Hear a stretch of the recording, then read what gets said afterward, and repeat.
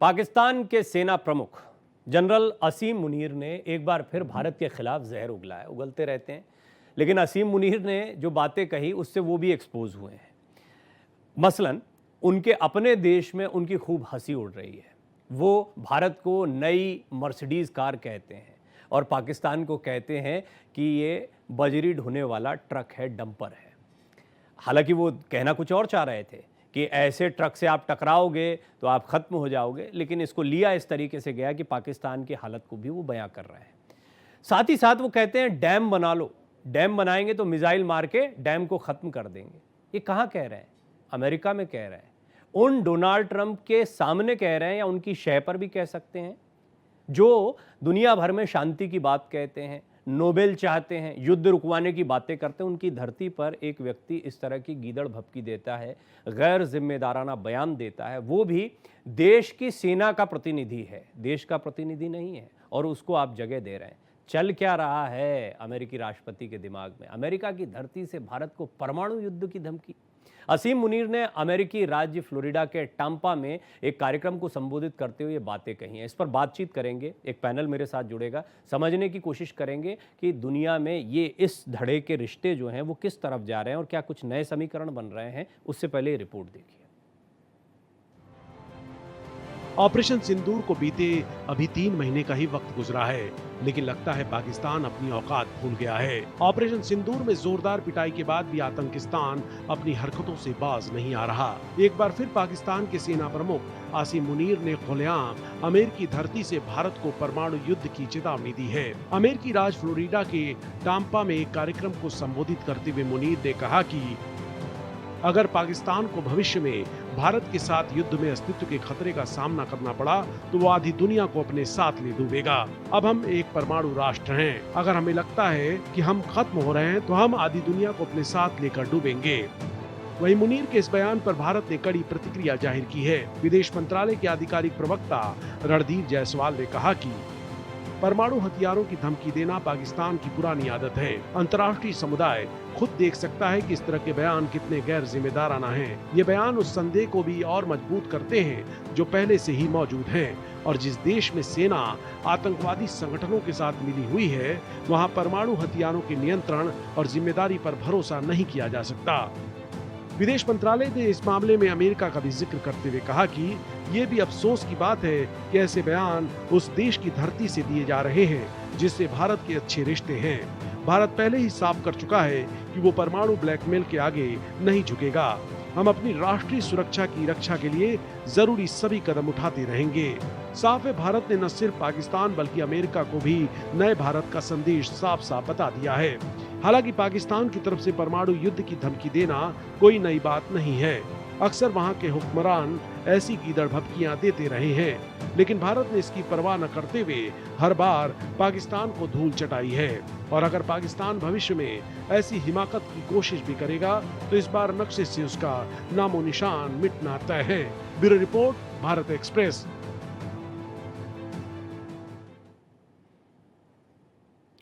पाकिस्तान जानता है, और देखिए ये साइकोलॉजिकल गेम भी होता है अंतर्राष्ट्रीय राजनीति में, कूटनीति में हम देखते हैं, जो जितना कमज़ोर होता है वो उतना ज़्यादा बोलता है। दूसरा, डोनाल्ड ट्रंप जिस तरीके से भारत पर दबाव बनाने का, बेजा दबाव बनाने का प्रयास हाल के दिनों में करते दिखाई दिए हैं, ख़ास तौर पर रूस और भारत की परंपरागत दोस्ती को तोड़ने के लिए, उससे भी बहुत स्पष्ट हो जाता है कि उनका मकसद क्या दिखाई पड़ रहा है। इसको थोड़ा समझेंगे, राजनीतिक पहलू भी समझेंगे, कांग्रेस, भारतीय जनता पार्टी इस पर क्या टेक रखते हैं और विशेषज्ञ इस पर क्या राय रखते हैं, वो भी आपको बताएंगे। मेरे साथ जो पैनल मौजूद है उसका परिचय आपसे करवा देता हूं। ज़ेबा खान जो कि प्रवक्ता हैं कांग्रेस की, वो मेरे साथ जुड़ रही हैं। ग्रुप कैप्टन यूके देवनाथ रक्षा विशेषज्ञ के तौर पर मेरे साथ इस पैनल पर जुड़ रहे हैं। रत्नाकर सिंह जी वरिष्ठ नेता हैं, बीजेपी के प्रवक्ता के तौर पर जुड़ रहे हैं। अमृतांशु राय जाने माने पत्रकार हैं, वो भी हमारे साथ इस चर्चा में जुड़ रहे हैं। ग्रुप कैप्टन देवनाथ, शुरुआत आपसे। चल क्या रहा है डोनाल्ड ट्रंप के मन में? क्या कोई नए समीकरण है? असीम मुनीर की इतनी हैसियत हो जाए, इतनी ताकत हो जाए कि परमाणु युद्ध की धमकी अमेरिका की धरती से वो भारत को दे दे, और क्या ये एक शह भी दिखाई देती है कि खुला छोड़ दिया गया है, बोलो जो बोलना है, डैम उड़ा देंगे, आधी दुनिया खत्म कर देंगे, जैसे गैर जिम्मेदाराना बयान दिए जा रहे हैं? प्रवीण जी, इसमें कोई शक नहीं है कि अमेरिका पाकिस्तान का इस्तेमाल भारत विरोधी कार्रवाइयों के लिए करता रहा है। अगर हम याद करें तो आज़ादी के बाद से ही अमेरिका की एनकरेजमेंट पर पाकिस्तान ने 50 के दशक में सेंटो को जॉइन कर लिया था, सीएटो को जॉइन कर लिया था और उनको M48 पैटर्न टैंक मिल गए थे गिफ्ट में। उनको सैबरजेट F-86 सैबरजेट मिल गए थे लड़ने के लिए भारत से। अभी अमेरिका ने जब पाकिस्तान को F-16 दिए तो बड़ी हास्यास्पद सी कंडीशन डाली थी। 1981 की बात है कि इन F-16 का इस्तेमाल आप भारत के विरोध नहीं करोगे, सिर्फ आतंकवादियों के विरोध करेंगे। अब पाकिस्तान वाले भी हंसते रहे, अमेरिका के डिप्लोमेट्स और पेंटागन में जो ऑफिसर्स हैं वो भी हंसते रहे, क्योंकि मालूम था कि एक बार जब F-16 पाकिस्तान को मिल जाएंगे तो जाहिर बात है उसका इस्तेमाल तो भारत के खिलाफ ही करेंगे। अब हो ये रहा है कि अमेरिका चाहता है कि भारत जो है अपने को अमेरिका के बराबर जो लाने की कोशिश कर रहा है, उसमें शायद अमेरिका थोड़ा नाराज है। रही सही कसर तब पूरी हो गई जब डोनाल्ड ट्रंप ने कहा कि पाकिस्तान और भारत के बीच में हमने समझौता कराया और भारत सरकार ने उसको एक सिरे से नकार दिया। अब पिछले कुछ महीने से अमेरिका पृष्ठभूमि से भारत सरकार पर बहुत दबाव डाल रहा है कि हम F-35 खरीद लें, जी। लेकिन भारत सरकार उसकी इन डोरों को भारत सरकार F-35 के प्रति कोई सीधा रुचि दिखा नहीं रही है। तो अमेरिका थोड़ा परेशान है। सबसे देखिए, ज्यादा एक बात तो डोनाल्ड बहुत ट्रंप साफ परेशान है, है। ग्रुप कैप्टन देवनाथ की जो ट्रेड डील चल रही थी हमारी, वो शायद अमेरिका के मन मुताबिक नहीं हो रहा था काम, जिससे वो विचलित दिखाई पड़ रहे हैं और भारत पर दबाव ये हथियारों की खरीद का तो बना ही रहे हैं। साथ ही साथ हम जानते हैं कि वो भारत के डेयरी प्रोडक्ट्स पर भी बड़े समय से नज़र बनाए हुए हैं, या भारत के बड़े बाजार में वो अपनी घुसपैठ करना चाहते हैं। मैं इसको थोड़ा सा और समझूंगा। रत्नाकर जी, एक सवाल मेरा आपसे है, संक्षेप में फिर चर्चा को ओपन करेंगे। अमृतांशु जी भी बड़े अच्छे जानकार हैं विदेशी मामलों के, उनसे भी बात करूंगा। लेकिन रत्नाकर जी, मुझे बताएं, आज के पॉइंट पे अमेरिका क्या हमारा दोस्त है वैसा ही, और डोनाल्ड ट्रंप के साथ में प्रधानमंत्री मोदी की दोस्ती को हम जिस लेवल पर देखते थे वो वैसी दिखाई पड़ती है, क्योंकि पूरा सिनेरियो बदल गया है। जी बिल्कुल प्रवीण जी, देखिए आप जो कह रहे हैं वो बिल्कुल सही है। आज के परिस्थितियों में अगर देखा जाए तो डोनाल्ड ट्रंप जो है वो चाह रहे हैं कि भारत को किस तरह से अपने शर्तों पे जो है वो झुका दिया जाए, और 50% टैक्स लगाने की जो बात कह रहे हैं, तो निश्चित रूप से यह दर्शाता है कि वह अपना डोमिनेंस जो है वो दिखाना चाहते हैं पूरे विश्व। और माननीय रक्षा मंत्री राजनाथ सिंह ने अभी कल ही के बयान में कहा है कि जो मुल्क अपने आप को बॉस समझने की कोशिश कर रहे हैं वो ये समझ लें कि भारत किसी की शर्तों पे झुकेगा नहीं। भारत अपने स्वाभिमान की रक्षा, अपने संप्रभुता की रक्षा करना जानता है, और हम किसी भी परिस्थिति को झेलने में सक्षम हैं।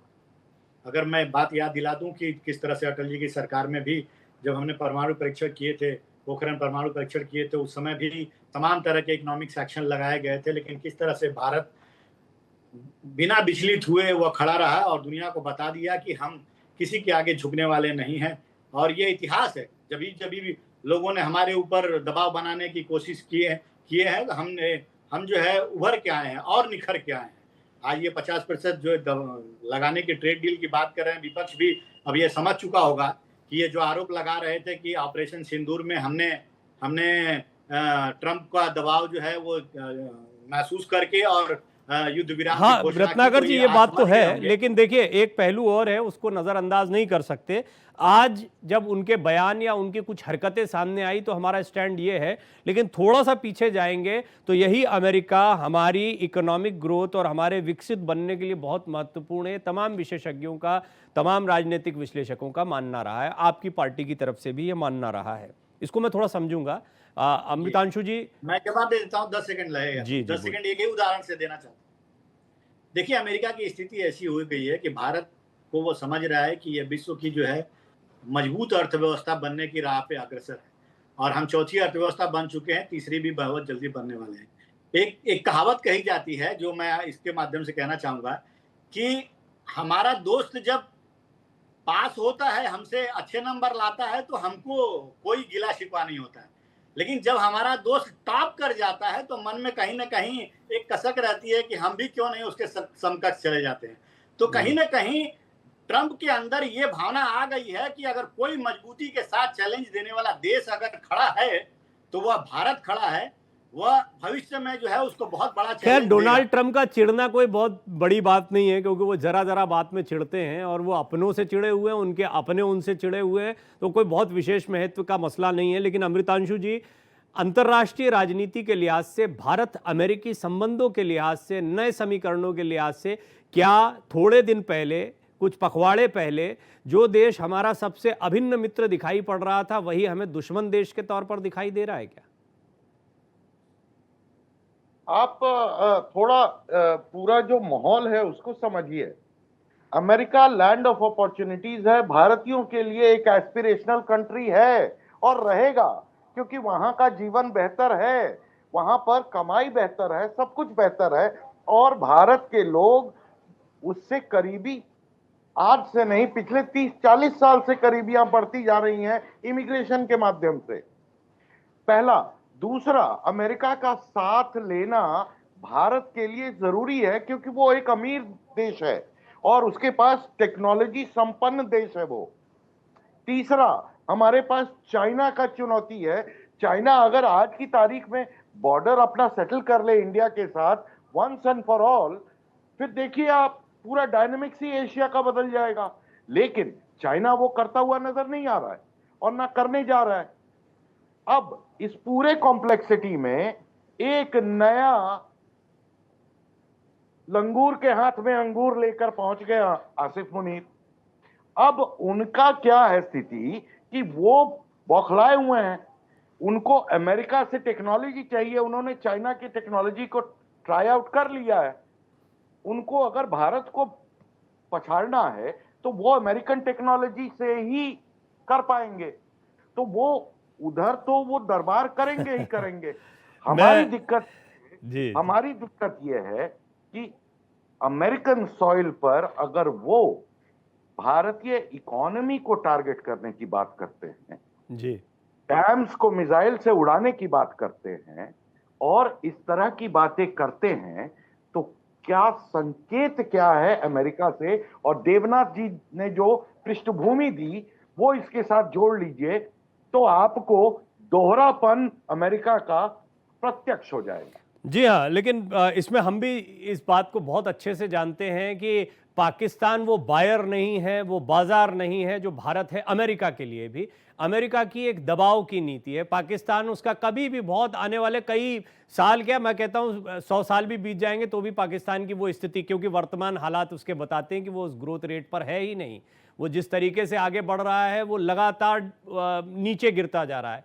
ज़ेबा खान जी मेरे साथ मौजूद हैं। ज़ेबा जी, पहले तो आप लोगों का टेक, पार्टी का टेक क्या है इस पूरे नए समीकरण पर, वो मैं जानना चाहूँगा। और ये मैं प्रश्न सीधे सीधे इसलिए ऐसे रख रहा हूँ क्योंकि ये वही डोनाल्ड ट्रंप हैं जिनके बयान को लेकर या जिनकी मध्यस्थता को लेकर आपने बहुत मुद्दा बनाया। आपने प्रधानमंत्री मोदी और इनकी दोस्ती की बात कही, जबकि ये बात बहुत स्पष्ट है कि अंतर्राष्ट्रीय मंचों पर किसी की दोस्ती दुश्मनी नहीं होती है, स्वहित होते हैं। और अमेरिका किस तरीके से कूद रहा था बीच बीच में, ये बात भी स्पष्ट हो जाती है और भारत सरकार का कड़ा स्टैंड भी यहां पर दिखाई देता है। प्रवीण जी, ये जो असीम मुनीर ने कहा है ये बहुत गलत है और ये पहली बार नहीं है। इससे पहले भी जब व्हाइट हाउस में वो लंच करने गए थे डोनाल्ड ट्रंप के साथ, उस समय भी उन्होंने अमेरिका की धरती से, व्हाइट हाउस से भारत को धमकियां दी थी और ये दूसरी बार हो गया। तो कड़े शब्दों में इसकी हम निंदा करते हैं, बहुत गलत है। और ये सिर्फ मामला बहुत गंभीर है। ये असीम मुनीर अपनी हिम्मत से नहीं बोल रहा है। पाकिस्तान की क्या औकात है, क्या हैसियत है, हम सभी जानते हैं, हमसे छिपा हुआ नहीं है। लेकिन ये पाकिस्तान अपने बल पर नहीं बोल रहा है, ये कहीं ना कहीं अमेरिका के सपोर्ट पर बोल रहा है। और दूसरी बात देखिए, हम यही बोल रहे थे कि लगातार ट्रंप हमें बेइज्जत कर रहे हैं, अमेरिका पाकिस्तान के बराबर लाकर बैठा रहे हैं। जब से सीज फायर हुआ आप देख रहे होंगे, चाहे लगातार सोशल मीडिया के माध्यम से और जो ट्रंप के जो भी स्टेटमेंट्स आ रहे हैं उसके अकॉर्डिंग पाकिस्तान और भारत को एक प्लेटफॉर्म पर लाकर रख रहे हैं। और जिस तरह माइकल कोरिला बोलते हैं कि आतंकवाद विरोधी अभियानों में पाकिस्तान जो है बेहतरीन साझेदार है, मतलब ये तो एक हास्यास्पद बातें हो गई। और जिस तरह संयुक्त राष्ट्र के आतंकवाद विरोधी समिति का अध्यक्ष बना पाकिस्तान, यह सब बहुत चिंता की बात है। और भारत ने बहुत देर कर दी ट्रंप के बातों को काटने में और ट्रंप जो लगातार बार बार बोल रहे थे कि दबाव देकर सीज फायर करवाया भारत पे, उस समय हम यही मांग देर कर रहे कर थे दी, कि ये पॉइंट समझ में आया मुझे प्रधानमंत्री आपका।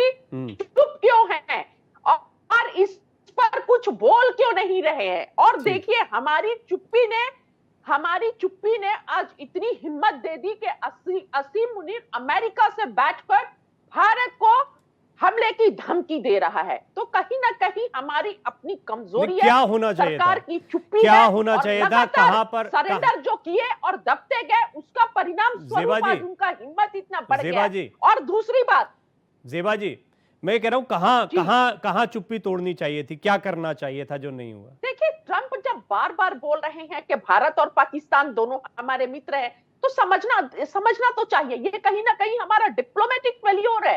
डिप्लोमेटिक फेल्योर है कि हमने नमस्ते ट्रंप किया, हमने क्या नहीं किया। अब की बात ट्रंप से वो तो पहले किया था ना, अभी तो हमने साफ बोला, अमेरिका में जाकर अभी तो डॉक्टर एस जयशंकर ने साफ जाकर कहा कैंपेन किए और भारत में पूजा की गई। लेकिन उसके बाद से ट्रंप की नीति देखिए, ट्रंप अपने ही घर में असीम मुनीर को, जो हमारा सबसे बड़ा दुश्मन है, उसको बुलाकर हमें धमकी दिलवा रहा है। जी ज़ेबा जी, हमें धमकी दिलवा रहा है। मैं समझ गया आपकी बात। ठीक है, आपका पॉइंट ठीक है, आपका पॉइंट ठीक है। भारत के इतिहास में ज़ेबा जी, प्रधानमंत्री ज़ेबा जी, लगातार चुप रहे, शांत ज़ेबा जी, उनकी हिम्मत इतनी बढ़ गई है। शांत। आपका पॉइंट ठीक है, लेते हैं ना। रत्नाकर जी कुछ बोलना भी चाह रहे हैं। रत्नाकर जी, एक पॉइंट मुझे समझ में आया अभी जो ज़ेबा जी ने कहा, बाकी तो सारी बातें उन्होंने कही, सब वो कह ही रही हैं, निंदनीय है सब कुछ, लेकिन देर कर दी। और दूसरा, पुराने संबंध यानी दोस्ती को हमने इतना बड़ा बताया है और ऐसे कर्रे यार बताए हैं जो कि आज चुपता है कि ये कैसी दोस्ती थी।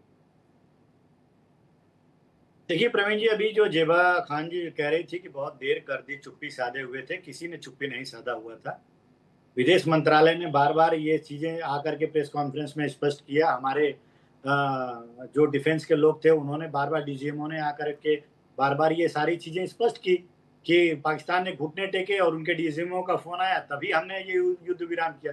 लेकिन कांग्रेस पार्टी को वो नहीं दिखेगा, वो उनको वही दिखेगा कि ट्रंप जो है हमारे ऊपर बार बार हमलावर हो रहे हैं। और कांग्रेस पार्टी को क्या कहना है? कांग्रेस पार्टी तो पहले ये भी आरोप लगा रही थी कि ट्रेड डील की वजह से जो है हम के मान सम्मान के साथ अभी सुन लीजिए बात, ये इनको जरा शांत कराइए प्रवीण जी, इनको जरा शांत कराइए। ये बहुत उत्तेजित हो जाती है और ये तर्कों को सुनती नहीं है।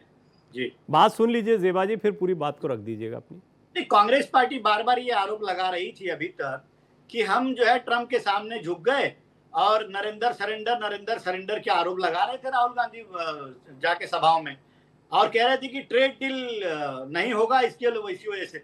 आज स्थिति स्पष्ट हो गई है, हमने कोई ट्रेड डील नहीं किया है अमेरिका के साथ।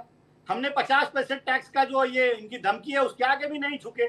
तो कहीं ना कहीं ये जो माहौल बनाने की कोशिश करती है कांग्रेस पार्टी, वो आज दूध का दूध और पानी का पानी हो गया। और मैं पूछना चाहूंगा, यहाँ कांग्रेस की नेत्री बैठी हैं, ये बता दें अमेरिका जाकर के और कौन भारत की बुराई करता है, कौन कहता है कि लोकतंत्र यहाँ खतरे में है? इन्हीं के नेता राहुल गांधी जाते हैं ना, तब तो कोई कूटनीति वहां पे आपकी फेल हो जाती है सारी। देखिए, मैं प्रधानमंत्री मोदी जी बनने के बाद बोलते हैं, ऐसा लगता है जैसे विश्व जो भारत है ना, इससे पहले पूर्व पाषाण काल में था, उनके आने के बाद दुनिया देख रहा है और भारत के विकास में है। प्रधानमंत्री आप लोग बोलते हैं लगातार, और पहले के जितने पूर्व आपने सवाल ये क्या है, ये आप लोग करते हैं लगातार, आप लोग बेइज्जती करते हैं। बोल लीजिए, 2-4 मिनट बोल लीजिए, आवाज तो आती नहीं है। देश के स्वतंत्रता सेनानियों की आप लोग बेइज्जती करते हैं। मंच नहीं है, ये भाषण देने वाला मंच नहीं है। इसमें गलत क्या है? आपने जो आरोप लगाए हैं उन्हीं आरोपों का मैं खंडन कर रहा हूं यहाँ पे, तर्क के माध्यम से आपको बता रहा हूँ। कमीशन से मिलने जा रहे थे, आप लोग जेल में ले जाते हैं, डिटेन कर लेते हैं, है संविधान खतरे में। लेकिन आप भाजपा और प्रधानमंत्री विदेशों में जाकर बोलते हैं, ऐसा लगता है जैसे भारत। मैं इसीलिए शांत बैठा हूँ, मैं भी क्या करूँ, अब मैं कितना ही रोकूं, गेस्ट और भी बैठे हैं हमारे साथ। कम से कम अपने ठीक है, बुलवा लीजिए। अरे आप तथ्यात्मक बातों को रखिए और आंकड़ों के साथ हमें गलत साबित करिए, हमें खुशी होगी। अब अगर हो गया हो तो रुक जाइए, अब हो गया हो तो रुक जाइए थोड़ा सा, मतलब है क्या उसका? गुस्सा निकल गया हो तो रुक जाइए, थोड़ा सा रुक जाइए। अमृतांशु जी बड़ी देर से कुछ कहना चाह रहे हैं, मैं देवनाथ सर के पास जाना चाह रहा था, पर अमृतांशु जी आपका क्या पॉइंट था? आप रत्नाकर जी की बात के बीच में कुछ कहना चाह रहे हैं।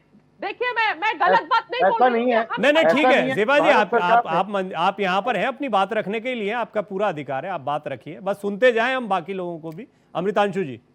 ऐसा नहीं है कि भारत सरकार ने इसके ये जो पूरी कूटनीति अंतर्राष्ट्रीय स्तर पे अमेरिका जो नए दांव खेल रहा है, ऐसा थोड़ी है कि भारत सरकार जो है चुपचाप बैठी है।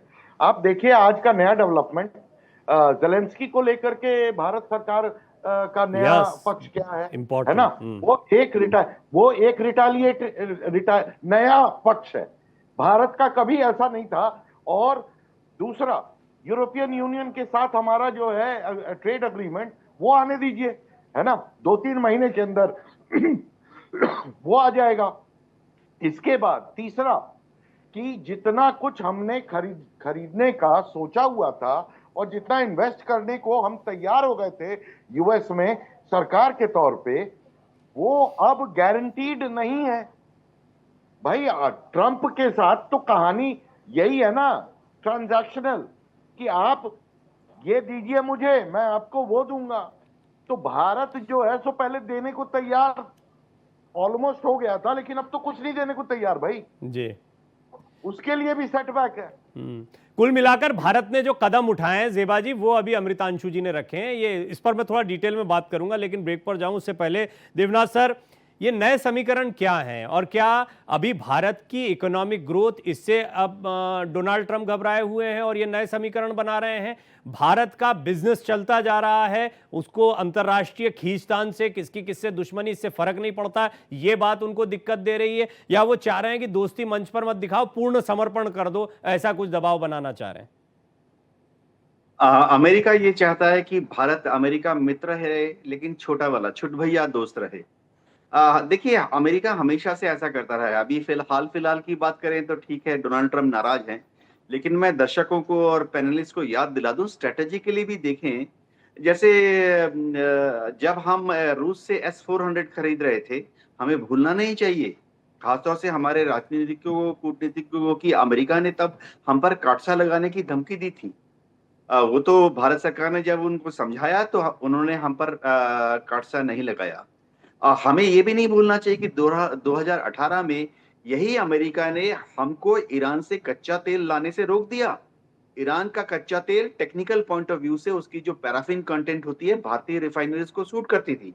और 2018 तक हर जो ब्रेंट क्रूड बास्केट होता है पर बैरल कॉस्ट, 2018 तक हर बैरल पर ईरान हमें $3 की छूट देता था।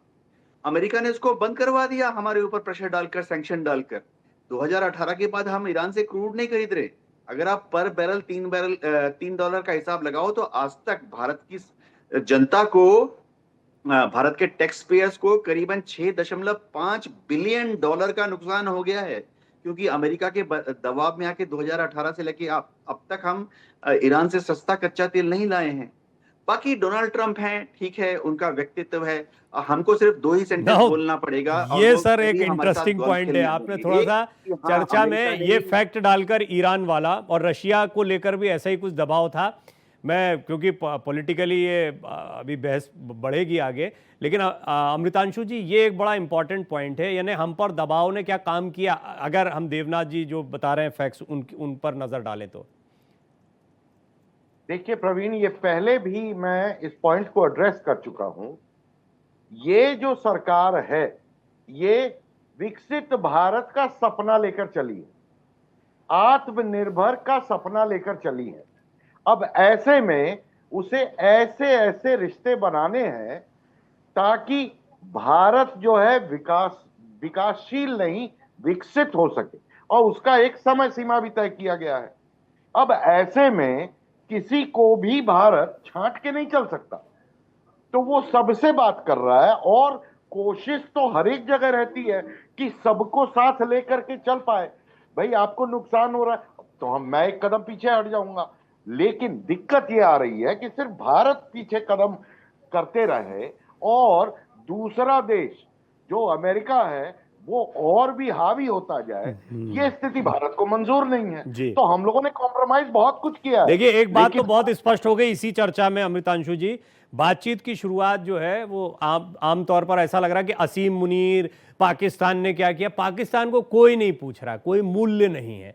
पाकिस्तान की बात आज इसलिए, या असीम मुनीर की बात इसलिए चर्चा का विषय है क्योंकि अमेरिका की धरती पर अमेरिकी राष्ट्रपति जहां पर हैं, या उनकी धरती से वो ऐसी बात कर रहे हैं जो बेहद गैर जिम्मेदाराना है, जिसमें साफ स्पष्ट संकेत मिलता है कि ये अमेरिका की शह पर किया जा रहा है। इसलिए बिल्कुल चर्चा अलग दिशा में दिखाई देती है। अब पाकिस्तान से उनको क्या मिलेगा ये वो भी बहुत अच्छे से जानते हैं, ये पूरी दुनिया जानती है।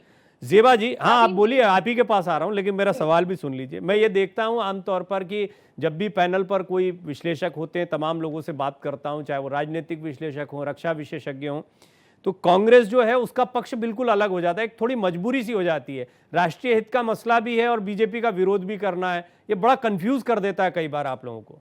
नहीं, बिल्कुल विरोध नहीं। गलत तरह से खुद के पार्टी को प्रमोट करना और हर गलतियों को छिपाना।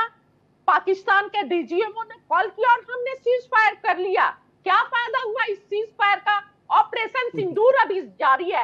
हम एक तरफ गेम खेलने जा रहे हैं, दूसरे तरफ ऑपरेशन सिंदूर जारी है।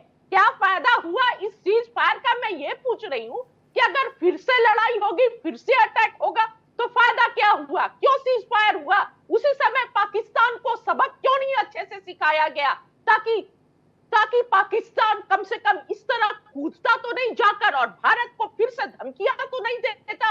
और बता रहे थे कि विकसित भारत का, विकासशील से विकसित भारत का, क्या आज के युवाओं को बिना रोजगार दिए हम विकसित भारत की कल्पना कर सकते हैं? युवाओं का मुख्य रोल होता है। देख लीजिए, ये चैनल पर मैं दिखा रही हूं, यूपी में जो 65,000 शिक्षक भर्ती अच्छी से की जाए, छात्र सड़क पर आंदोलन करे तो उनको डंडे से मारा गया। पूरा लहू इंपॉर्टेंट है, इस पे करेंगे बात। भारतीय जनता का जी आप दिखाते रहिए मोबाइल। मुझे पता है कि आप लोगों को अभी बोला गया है कि बीच में बोर्ड दिखाना है, मोबाइल दिखाना है, खबरें दिखाना है, वो आप दिखाते रहिए। जब रत्नाकर जी बोलेंगे तब भी दिखाते रहिएगा आप। लेकिन रत्नाकर जी, एक बात तो साफ है। ठीक है जेबा जी, शांत, जेबा जी शांत, डीप ब्रीथ। ऑफिस में जाने के, अरे जेबा जी रुकिए तो सही, आप इतना अच्छा बोलती हैं, आप किसी को सुनेंगे नहीं तो चर्चा कैसे होगी? वो भी निंदनीय है। जेबा जी सुनिए भी तो सही। अमेरिका के साथ एक मिनट रुक जाइए बस। जेबा जी एक मिनट, मैं ऑडियो डाउन करना अच्छा नहीं लगेगा मुझे आपका। रुक तो जाइए जेबा जी रुक जाइए ना, ऑडियो डाउन करना अच्छा नहीं लगता। मैं चाहता हूं सबका ऑडियो ऑन रहे, अप रहे, सुनिए भी ना दूसरों को। मतलब मैं जो बोल रही हूं पूरा वो सुन लीजिए। आपकी बात सुन ली मैंने, आपकी बात। जेबा जी दिल्ली की सड़कों पे ज्यादा माइक से भाषण देती हैं। ठीक है, मतलब बांग्लादेश दूसरे तरफ। अब आप भी ना रत्नाकर जी, बड़ी मुश्किल से मैं चुप करा रहा हूँ, आप और जो है पिन कर दे रहे हैं। सड़कों पे चुनाव में माइक लेकर भाषण ज्यादा देती है, मैंने देखा है। ठीक है, मुझे ये बताइए रत्नाकर जी कि अभी जेबा जी एक मिनट रुक जाइए, प्लीज आई रिक्वेस्ट रुक जाइए। रत्नाकर जी, एक बात तो बहुत साफ है कि ऑपरेशन सिंदूर को लेकर पूरा देश एक है, सरकार के साथ में। हम जानते हैं कि आतंक के खिलाफ ये लड़ाई थी। आतंकवाद दोबारा हमारी सरहद में दाखिल ना हो, या कोई आतंकी वारदात ना हो, ये हमारा मकसद था। हम उम्मीद करते हैं पूरा होगा। जो जेबा जी कह रही थी वो मैं जानता हूं कि आपका जवाब ये आएगा। लेकिन फिर भी एक बड़ी बात कि इस समीकरण पूरी तरह से अलग और ध्वस्त दिखाई पड़ते हैं जो थोड़े दिन पहले थे। बार बार बात ये आ रही, असीम मुनीर की इतनी ताकत कैसे बढ़ गई? अगर हमने कार्रवाई की है, हमने घुटने के नीचे दबाया पाकिस्तान को, तो ये बार बार फन क्यों उठाते हैं? क्योंकि फन को नहीं कुचला गया, फन को अच्छे से कुचल दिया गया होता तो फन नहीं निकलता। अरे तो फिर वो बोलेंगे 72 में ही कुचल देते, पहले ही कुचल देते, और पहले कुचल देते, तभी कुचल दिया जाता बनते वक्त। 47 के समय 48 के समय कर दिया होता। छोड़िए ना उसको, अभी हमेशा कुचला गया। सुन तो लीजिए। अरे आपसे नहीं था प्रश्न, रत्नाकर जी से था। रत्नाकर जी आप बोलिए, रत्नाकर जी का ऑडियो दीजिए। रत्नाकर जी बोलिए रत्नाकर जी। जी देखिए प्रवीण जी, निश्चित रूप से जब से ट्रंप प्रेसिडेंट बने हैं यूएस के, तो पूरे वैश्विक समीकरण जो है तो उलटफेर हुआ और उसका भुक्तभोगी हम भी हैं। तो ये अमेरिका की कूटनीति है कि वो किसके साथ किस तरह का व्यवहार रखे, ये उसकी कूटनीति है। लेकिन हमारी कूटनीति ये है, हमारी रणनीति ये है कि हम भी भारत प्रथम की नीति पे चलते हैं और जो हमारे देश को सूट करेगा, जो हमारी इकोनॉमी को सूट करेगा, हम वही काम करेंगे। हमारे अर्थव्यवस्था की नीतियों को अमेरिका नहीं निर्धारित कर सकता, हम निर्धारित करेंगे, क्योंकि हम जानते हैं कि हमारा राष्ट्र हित कहाँ है, हमारा जनहित कहाँ है, हमारा किसान हित कहाँ है, हम उसको निर्धारित करेंगे। दूसरी चीज अभी बहन जेवा जो कह रही थी कि क्यों बंद कर दिया, 10 मई को क्यों सीज फायर कर दिया। अरे भाई, विदेश की जो ताकतें हैं, विदेशी ताकतें हैं, जो ये चाहता है कि भारत कमजोर बने, वो तो हमेशा से ये चाहेगा कि भारत युद्ध विभीषिका में जो है वह बर्बाद हो जाए। तो आखिर में हमारा जो मकसद था कि हमारे ऊपर जो आतंकियों ने हमला किया था या जिस संगठन ने हमला किया था, उन आतंकवादियों को मारे, हम उनके मुख्यालयों को खत्म करें। 100 आतंकवादियों को मार गिराया हमने, तो हमने अपने मकसद को पूरा किया ना। हमारे माताओं बहनों का सिंदूर को उजाड़ने वालों को तो हमने मार दिया, तो हमारा मकसद पूरा हुआ। लेकिन कांग्रेस पार्टी भी विदेशी ताकतों की तरह ये सोचती है कि भारत जो है युद्ध विभीषिका में ही लगा रहे। भाई, हम विश्व की उभरती हुई अर्थव्यवस्था है, चौथे स्थान पे आ चुके हैं और तीसरे स्थान पे जाने वाले हैं।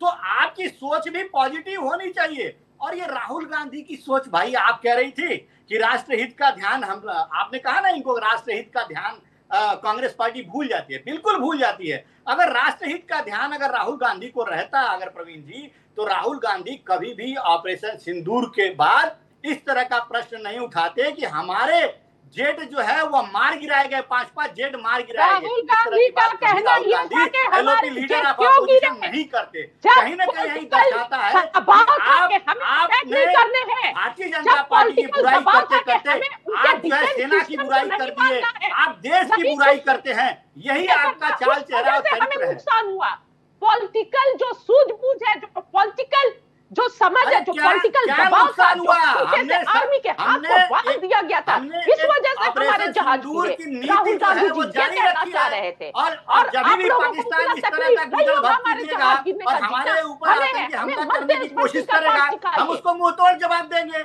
हम तो ऑपरेशन सिंदूर को एक नीति बना चुके हैं। और अभी आपने देखा है लोकसभा का जब सत्र चल रहा था, तभी भी 3 आतंकवादियों को जो पहलगाम थे उनको मार गिराया। तो ऑपरेशन सिंदूर हमारी नीति है। पाकिस्तान जब भी इस तरह की धमकी देगा, हमारे ऊपर आतंकी हमले कराने की कोशिश करेगा, हम ऑपरेशन सिंदूर के तहत उसको करारा जवाब देंगे, उसके घर में घुस कर जवाब देंगे। हमने दिया भी है। तो इसमें कांग्रेस पार्टी को क्या आपत्ति है भाई? क्या आप नहीं चाहते कि इस तरह की जो नीति हम जारी रखें? आप लोगों ने क्या किया? आप लोगों ने सिर्फ डोजियर दिया। जब 26/11 की घटना मुंबई में हुई थी, तो आपने पाकिस्तान को डोजियर दिया। हम डोजियर नहीं देते, हम डोज देते हैं। हम गुहार नहीं करते हैं, हम प्रहार करते हैं। जेबाजी ये जान लीजिए, ये भारतीय जनता पार्टी की सरकार है और ये नया भारत है। हमने कभी गुहार नहीं किया है, हमने सदैव प्रहार किया। आप लोगों ने डोजियर दिया है, हम डोज देते हैं। ये आप जानने की कोशिश कर लीजिए। उस समय आप लोगों के पॉलिटिकल डिसीजन के वजह से हमें नुकसान हुआ। सेना को आप लोगों ने खुले हाथ छूट नहीं दी। आप हमारा क्या मुकाबला? अरे क्या नुकसान हुआ ये तो बताइए, ये तो बताइए क्या नुकसान हुआ है? इतिहास और भूगोल बदल दिया। बल्कि राहुल गांधी के बयानों से पाकिस्तान को फायदा होता है, उसकी संसद में चर्चा होती है राहुल गांधी के बयानों की। तो हमारे देश को नुकसान तो राहुल गांधी के बयानों से हुआ है। हिम्मत आज आसिम मुनीर की हिम्मत ऐसी ही नहीं किया है। अरे आसिम मुनीर गीदड़ धमकी देता रहे, हम उसके घर में घुस के मारे, वो क्या कर लिया ये बताइए? हमने उसके घर में घुस के मारा। चलिए, पर्याप्त समय हो गया। मैं आप दोनों के बीच में बोला नहीं, जानबूझकर कि आप जितने भी आपको मुद्दे लाना है सब आप ले आओ। आप दोनों ले आए बातचीत में। अमृतांशु जी, अभी एक ऐसा जंक्चर है जहां पर आने वाले समय में क्या होगा, ये बहुत लोगों के मन में सवाल आएंगे। हम जानते हैं अंतर्राष्ट्रीय कूटनीति में इस तरह से रिश्तों का घालमेल या उतार चढ़ाव चलता रहता है, लेकिन आज जो हालात हैं वो आने वाले समय के लिए क्या संकेत दे रहे हैं? भारत अमेरिका संबंध हो, पाकिस्तान की ताकत अगर बढ़ती है, उसकी गीदड़ भपकियां जो हैं वो उसको और आगे बढ़ाता है। इन सारी चीजों को लेकर आने वाला समय क्या है? एक तो प्रवीण, आपके ये पूरे न्यूज मीडिया में ये जो चलता रहता है ना कि भारत एक विक्टिम के ही रोल में हर वक्त रहता है, ऐसा कुछ है नहीं। आप ये समझिए कि ऑपरेशन सिंदूर के बाद प्रधानमंत्री ने तुर्की को आड़े हाथों लिया था, और तुर्की नेटो अलाई है। आपको क्या लगता है वो अब्बा जान के पास दौड़ा नहीं होगा? वो भाग करके गया होगा ट्रंप अंकल के पास कि भाई साहब क्लास लगा रहे हैं, ये ग्रीस में जाकर के मिसाइल बेच रहे हैं हम हमारे खिलाफ। अब समझ में आई आपको जी। भारत ने क्या किया? उसके बाद भारत एक 6.5 जीडीपी वाला देश है आज की भी तारीख में, जी। और 6.5 जबकि बाकी इकोनॉमी बाकी देशों की बहुत ही खस्ता हाल है, और ऐसे में 6.5 मेंटेन किया हुआ है भारत ने। ऐसे में रशिया हो, चाइना हो, यूएस हो या फिर कोई और देश हो, उसको एक ही तरीका आएगा भारत का टांग खींचने का, और एक ही रास्ता है, वो है पाकिस्तान के पीठ पे चढ़ जाओ। रशिया ने भी हमारे साथ ये गेम खेला, क्या कहते हैं, पाकिस्तान को चीन तो खेल ही रहा है परमानेंट, चीन ने अपना अड्डा बना रखा है। खेल ही बिल्कुल रहा ठीक। है। और इससे सीख करके अमेरिका भी वापस अपने 2 साल बाद अपने हालांकि ये बिंदु तो पे शुरुआत वापस जो आ गए। देवनाथ सर कह रहे थे, शुरुआत करने वाला अमेरिका था। अमेरिका पहले भी इस तरह के, चाहे वो अफगानिस्तान हो चाहे वो पाकिस्तान हो, इनका इस्तेमाल किस तरह से किया है तो सभी को पता है। आप प्रवीण ये समझिए कि भारत को उभरने देने में किसी को भी बहुत ज्यादा खुशी नहीं है। वो क्या कहा साकर जी ने कि अब आपका दोस्त टॉप नहीं कर सकता, टॉप करता है तो ज्यादा दुख है। ये है परेशानी भारत के साथ, और ये जानते हुए भारत सरकार को कदम और फैसले लेने हैं, और वो अपने सीमित ताकत में भारत सरकार रह करके। मैं एक क्विक उंगली की कमेंट ग्रुप कैप्टन देवनाथ का लूंगा ब्रेक पर जाने से पहले। सर, इसी पर क्या आने वाले समय में, जैसा अभी अमृतांशु जी ने कहा, हमें इस पर बहुत विचार नहीं करना, या आपको लगता है कि एक 360 डिग्री बहुत चेंज आने वाला है संबंधों में, और आपको लगता है कि नए समीकरण होंगे, नए दोस्त होंगे, या ये सब कुछ जो चल रहा है ये एक दबाव की राजनीति है और इससे हम जल्दी उबर जाएंगे?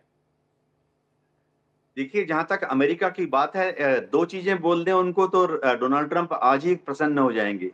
पर्दे के पीछे से एक बार तो उनके कान में फूंक के आस्ते से बोल दिया जाए कि आप ही ने भारत और पाकिस्तान की दोस्ती करा दी ऑपरेशन सिंदूर के बाद। दूसरी चीज, जो उनको चुपके से एक हिंट दे दें कि F-35 खरीदने का हम विचार कर रहे हैं, और उससे F-57 नहीं, सुखोई 57 नहीं लेंगे। आप देखेंगे इसी के साथ ही डोनाल्ड ट्रंप खुशी के मारे तांडव नृत्य करने लगे। जी, अच्छा पॉइंट रखा। हाँ, बोलिए अमृतांशु जी। और नोबल, देवनाथ जी, नोबल पीस प्राइज के लिए नॉमिनेशन भी तो। हाँ, वो जो बोला उन्होंने भारत पाकिस्तान के बीच में युद्ध समाप्ति की घोषणा, वो उसका बहुत बड़ा स्टेक था। वो इसीलिए तो बार बार आ रहे थे उपद कर। जेबा जी मुस्कुरा जरूर रही है, लेकिन उनका स्टैंड इस पर जानेंगे। रत्नाकर जी से बात करूंगा। जब देश हित की बात हो, अंतर्राष्ट्रीय पटल पर अपनी बात रखने की बात हो, तब तो क्या पक्ष विपक्ष सबको साथ में आ जाना चाहिए, क्योंकि देशभक्ति ऐसी चीज है ना कि उसमें आपके फॉलोअर्स भी ये बातें पसंद नहीं करते होंगे कि आंतरिक राजनीति के चक्कर में कोई ऐसा बयान आए जिससे अब लोगों को ये लगे कि ये देश के खिलाफ है, ये देश के बहुत साथ में नहीं जा रहा। बिल्कुल, मैं आपके बात से सहमत हूं।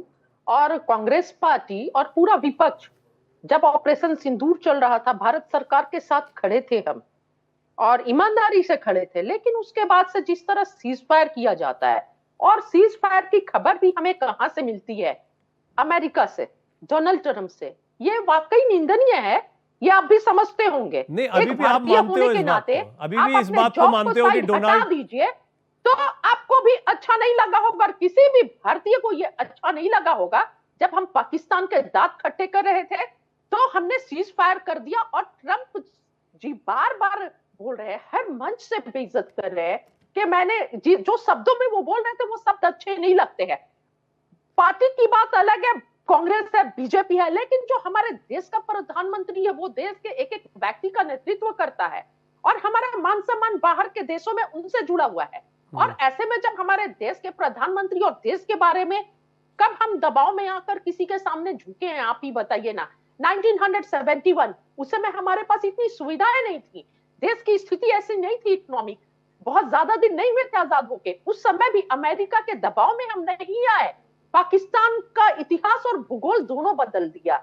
लेकिन इस समय जब हम सक्षम है, हर चीज में, हर बात में बहुत मजबूत है ना, आजादी के इतने साल नहीं, बाद। कैसे तो आ रहे हैं आज हम दबाव में? surrender मतलब ये कर बात देते तो हैं, आप कह आज रहे हम हैं सरेंडर कर देते हैं। ये और सबसे दुखद ये है, ये आप बताइए, सरेंडर, लगातार मैं यही तो कह रहा था, मेरा भारत और यही तो सवाल था। पाकिस्तान को एक प्लेटफॉर्म पे ला रहा है।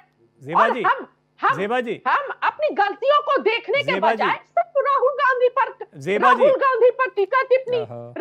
आप सोचिए ना, एक बात प्रवीण भाई, राहुल गांधी कितने एक छोटी सी सभ्य बात आदमी आप ही हैं, से उनके पूछ रहा हूं, पिता- अगर आप इजाजत दे तो। एक बात सुनिए ना, मैं एक उनके छोटी सी पिता, बात, आप उनकी दादी- सुनिए तो सही, ये भावनाएं होती हैं ज़ेबा जी, रुक जाइए ना, एक सवाल आप ही से पूछ रहा हूं, एक काउंटर क्वेश्चन तो ले लीजिए प्लीज। मैं आपसे पूछना ये चाहता हूं कि आपने सरेंडर शब्द अभी यूज किया, हम दबाव में आ जाते हैं। दूसरी तरफ मैं यही तो मेरा मूल सवाल था कि आप जब ये बातें बोलते हैं तो ये देश के लोगों को अच्छा लगता होगा क्या? देखिए, पीओके हमारा है, पीओके हम ले आएंगे। और जब समय आया, जब वहां पर उनका बलूचिस्तान में क्या हालात है, पाकिस्तान की क्या हालत है, किसी से छिपी हुई नहीं है, पूरा विद्रोह उनमें चल रहा है। ऐसे समय में हम उन पर दबाव बना सकते थे। देखिए, हर रोज लड़ाई हो, हर रोज कोई घुसे, हर रोज हम डर में और भय में जिए, हर रोज हमारे देश के क्या होना चाहिए था? क्या होता?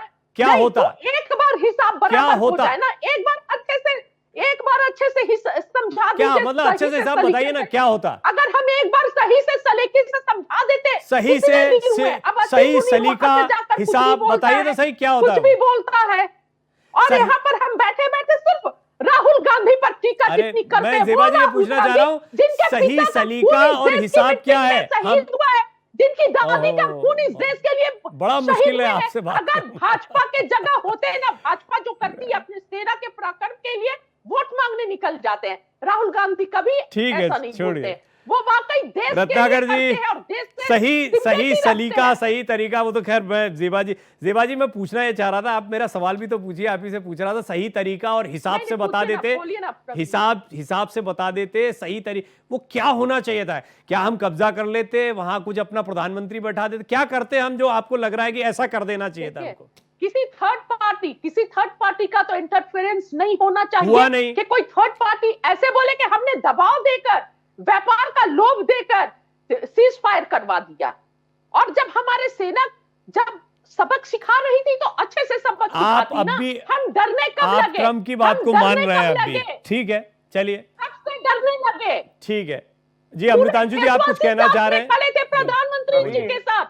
पूरा हमने देश क्या खड़ा था, किया पूरा है विपक्ष खड़ा था इसका कुछ प्रधानमंत्री जी पॉइंट के साथ। आपको समझ लेना चाहिए। और भारत हर वक्त विक्टिम के रोल में या मीडिया में हर वक्त विक्टिम की तरह ही दर्शाया जाए, ये मुझे स्वीकार नहीं है। पहली बात, रशिया से हमें तोड़ने की कोशिश यूएसए आज से नहीं कर रहा है, बहुत दिन से कर रहा है। क्या हमने छोड़ा? नहीं छोड़ा। तो हम किस आधार पे अमेरिका को ये कह सकते हैं कि वो पाकिस्तान के साथ रिश्ते ना बनाए? है ना, क्योंकि उनके लिए तो वो ओरिजिनल अलाय है और हम जो है सेकेंडरी अलाय हैं। दूसरा, जब प्रधानमंत्री को ट्रंप ने फोन करके बोला कि आप आ जाइए, लौटते वक्त आप यूएसए में आ जाइएगा, जब वो खाना खा रहे थे आसिफ मुनीर के साथ, तो उसमें ठेंगा दिखाया ना प्रधानमंत्री ने कि भैया इतना हल्का नहीं है प्रधानमंत्री भारत का कि जब फोन उठाओ और आ जाओ तो आ गए। है ना, हम पाकिस्तान में अपने मन से उतर जाएंगे, किसी के भी शादी में हम पाकिस्तान में घुस करके जिस दिन भी चाहे बिरयानी खा लेंगे, लेकिन ट्रंप के बुलावे पे उसके राजनीतिक उस गेम में नहीं फंसेंगे।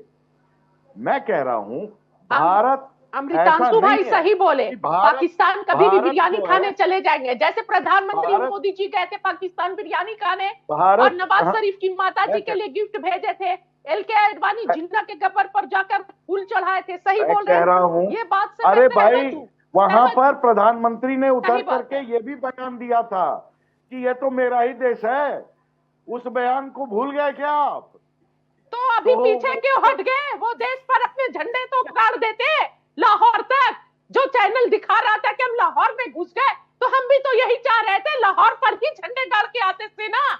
अच्छा, ज़ेबा जी ये कह रही हैं कि लाहौर में भारत का झंडा फहरा देना चाहिए था। हम भी तो यही चाह रहे क्या- थे। जो पाकिस्तान नामक तो झंडा विश्व का फहराएंगी पेड़ आप, लगा, इसको उखाड़ी के पूरा फेंक विश्व- देते हमेशा के लिए। ठीक है, चलिए, मतलब कांग्रेस ये चाह रही है क्या? कांग्रेस का ऑफिशियल स्टैंड भी यही है क्या ज़ेबा जी, कि लाहौर में झंडा फहरा दिया जाए?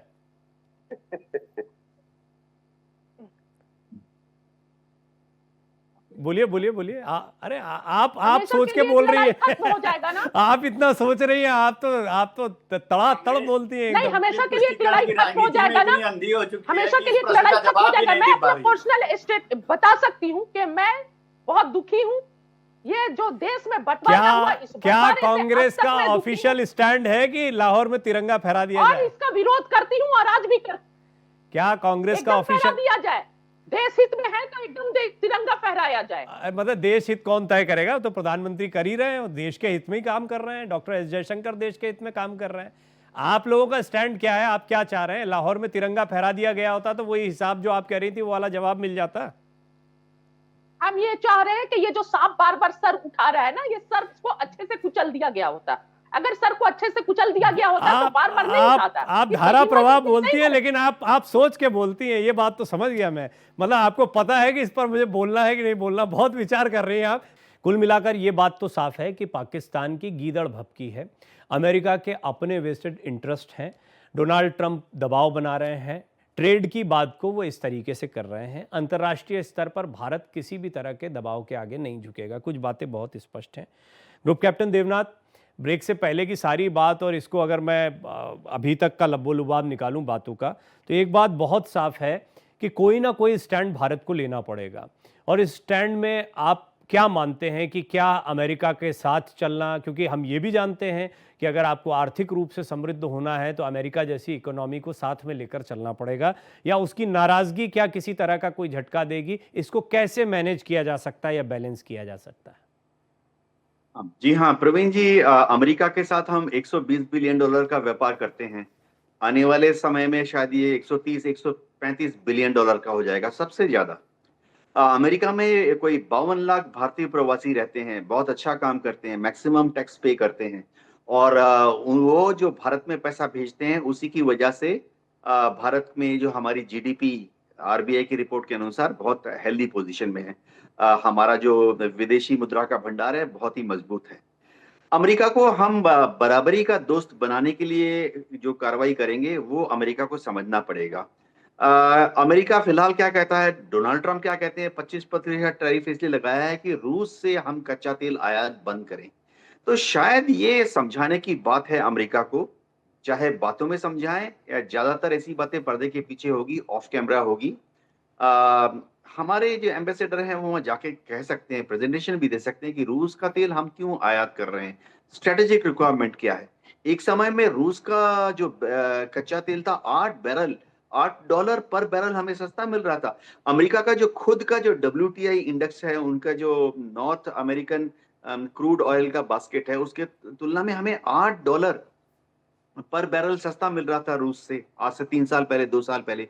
आज की तारीख में भी रूस से हमें जो कच्चा तेल मिलता है वो $2 पर बैरल अमेरिका के WTI इंडेक्स से कम मिलता है या पश्चिम एशिया के ब्रेंट क्रूड बास्केट से कम मिलता है। तो ये हमारी एक आर्थिक व्यापारिक दृष्टिकोण को समझाना पड़ेगा। जी। हम अमेरिका से बैर नहीं लेना चाहते, कहते हैं ना कि catch the bull bye horn, वो भी नहीं करना चाहते। लेकिन अमेरिका के सामने हमें ये बात साफ रखनी पड़ेगी कि भारत छुट भैया नहीं है, पुश ओवर नहीं है। जी जी अमृतांशु जी, स्वहित क्या है? स्वहित को साधते हुए कैसे भारत का स्टैंड हो सकता है आने वाले दिनों में? जो मौजूदा सरकार है उसने एक विजन आउटले किया है पूरे भारत के लिए। एक है विकसित भारत, दूसरा है आत्मनिर्भर भारत, और दोनों को कॉम्प्लीमेंट करते हुए फॉरेन पॉलिसी का जो स्टेप्स लिए जा रहे हैं वो उसी डायरेक्शन में हैं, बिल्कुल हैं। और ये बात ध्यान रखिए कि कोई भी देश भारत के लिए रोड बनाने का काम नहीं करेगा। जी जी। भारत के लोगों को अपना रोड खुद ही बनाना होगा। और ऐसे में पाकिस्तान का महत्व तब तक रहेगा जब तक कि भारत विकसित नहीं हो जाता। और पाकिस्तान का उपयोग और दुरुपयोग रशिया, चाइना, अमेरिका या कोई मैं समझ और गया, ब्लॉक ये एक बहुत अपनी महत्वपूर्ण तरफ से विषय है, इसको करते और रहे। थोड़ा विस्तार से समझेंगे। रत्नाकर जी, क्विक कमेंट आप दोनों के, ज़ेबा जी और आपका चाहूंगा। रत्नाकर जी, पहले आप बताइए, क्या भारत और अमेरिका के संबंध वर्तमान दौर में कुछ थोड़ा अलग दिखाई देंगे, और डोनाल्ड ट्रंप और प्रधानमंत्री मोदी की जो मित्रता रही है अभी तक की, उसमें एक दरार साफ स्पष्ट दिखाई दे रही है, या आपको लगता है कि ये मामला अभी कुछ समय का है? देखिए प्रवीण जी, निश्चित रूप से ये मामला कुछ समय का ही है, क्योंकि दोनों देश जो है अपने राष्ट्र हित के प्रति बेहद सजग हैं। और अमेरिका अमेरिका प्रथम की नीति से चलता है, तो भारत भी भारत प्रथम की नीति से चलता है। प्रधानमंत्री जी ने बिल्कुल स्पष्ट कर दिया है। निश्चित रूप से कहीं न कहीं ये एक रणनीति और कूटनीति के माध्यम से ये जो आपस का जो कॉन्फ्लिक्ट चल रहा है, उसको आने वाले समय में हम ज़रूर दूर कर लेंगे। और हमारे संबंध, जैसा कि भारत आप जानते हैं कि एक धर्मनिरपेक्ष गुट में हमेशा रहा है भारत, और कभी भी भारत ने हमेशा से युद्ध हो या कोई गुटबंदी हो, उसके खिलाफ रहा है। तो निश्चित रूप से ये सारी चीजें देश जो है दूसरे देश समझते हैं, और हम उन सारे देशों से अपना, और जैसा कि रशिया का भी आपने देखा कि 35-40% जो है हम क्रूड इंपोर्ट कर रहे थे, अब उसको बढ़ा के हमने 51% कर दिया है। तो हम कहीं भी किसी की धमकी के आगे हम झुकने वाले नहीं हैं। ठीक। इस देश हित के बारे में जो निर्णय होगा, उचित निर्णय होगा, ज़ेबा वही जी, लेने वाले हैं। जो गीदड़ भपकियां पाकिस्तान की आती हैं या पाकिस्तान डीमोरलाइज करने के प्रयास करता, असफल प्रयास करता है, उसमें आप भारत सरकार के साथ खड़े होके क्या पाकिस्तान के खिलाफ बोलेंगी? बिल्कुल बोलूंगी, पाकिस्तान के खिलाफ क्यों नहीं बोलेंगे। एकदम हर फ्रंट पर बोलेंगे। लेकिन आज हमारा डिप्लोमेटिक फेल्योर है हर क्षेत्र में। देखिए, नमस्ते ट्रंप किया, अब की बार ट्रंप सरकार, ट्रंप 50% टैरिफ लगा देते हैं भारत पर, और क्या कर रहे हैं, पाकिस्तान के साथ मिलकर हमें जलील कर रहे हैं। और सी जिनपिंग को हम लोग ने झूला झुलाया, और वो गलवान घाटी में भारत की जमीन को कब्जा करते जा रहे हैं। तो ये सही में बहुत जो मुद्दे हैं, बहुत चिंता का विषय है। ठीक है, और इन इस मुद्दों बार को फटकार भी सूचना लगाया, भारत ये जो सरकार झूठ को बोल रही हैं, इसमें पॉलिटिक्स उसी झूठ मत पे कीजिए। सुप्रीम कोर्ट ने ये राहुल गांधी देश की को सुरक्षा का फटकार मामला लगाया और है, कहा कि इसमें 2019 पॉलिटिक्स किलोमीटर मत कहां पे कीजिए। कब्जा देश किया के लोग बताइए। सवाल कोई सच्चा पूछेंगे, भारतीय इस तरह का पॉलिटिक्स वक्तव्य करने दे से सकता है क्या? और वही झूठ यहाँ रिपीट कर रही है। अमितांशु नहीं जी, होता है। आपका बहुत बहुत हमारे धन्यवाद। देश ग्रुप कैप्टन देवनाथ, आपका बहुत बहुत धन्यवाद। रत्नाकर जी, आपका धन्यवाद। ज़ेबा जी, बात करेंगे आगे, फिर बात होगी। बहुत बहुत धन्यवाद फिलहाल के लिए, आप चर्चा में जुड़ी। भारत का सवाल में इतना ही। बने रहिए भारत एक्सप्रेस के साथ, खबरें जारी।